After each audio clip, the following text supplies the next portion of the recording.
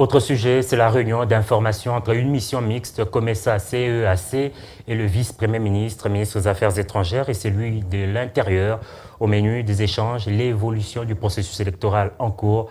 Ces deux institutions se disent satisfaites de l'évolution du processus électoral en République démocratique du Congo.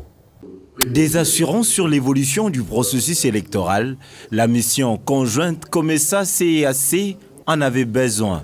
D'où la tenue de cette réunion d'information avec le vice-premier ministre et ministre des Affaires étrangères et celui de l'Intérieur. La délégation du COMESA et celle du CEAC se disent satisfaites au sujet des avancées enregistrées pour la tenue de bonnes élections. Au sujet de la machine à voter, la mission CEAC-COMESA préconise une sensibilisation sur son bien fondé en vue de dégager un consensus. Le souhait de toutes les parties, à savoir la CEAC et le COMESA, c'est que tous les acteurs de la scène politique congolaise évoluent vers un consensus et comprennent que l'intérêt supérieur du Congo et du peuple congolais doit primer sur tous les autres intérêts.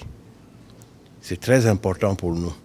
Et nous avons compris qu'il est important également que la campagne continue, qu'on explique aux uns et aux autres qu'il n'y a pas de vote électronique en perspective, mais qu'il y a un instrument de vote qu'on appelle la machine à voter. Il faut dire que la RDC avait pris la décision d'organiser des élections sur fonds propres en vue d'éviter toute ingérence extérieure. Les partenaires extérieurs auront pour la plupart le rôle d'observateurs sur le terrain. La CEAC aide à ce que la communauté internationale comprenne ce qui se passe ici. C'est-à-dire que le processus électoral en cours ne doit pas être biaisé. On ne doit pas divulguer des informations qui ne sont pas fondées sur le terrain.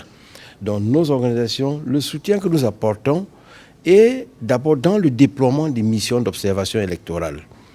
Elles seront sur le terrain, elles vont voir ce qui se passe, elles témoigneront face à la communauté internationale sur la réalité de ce qui se passe au Congo.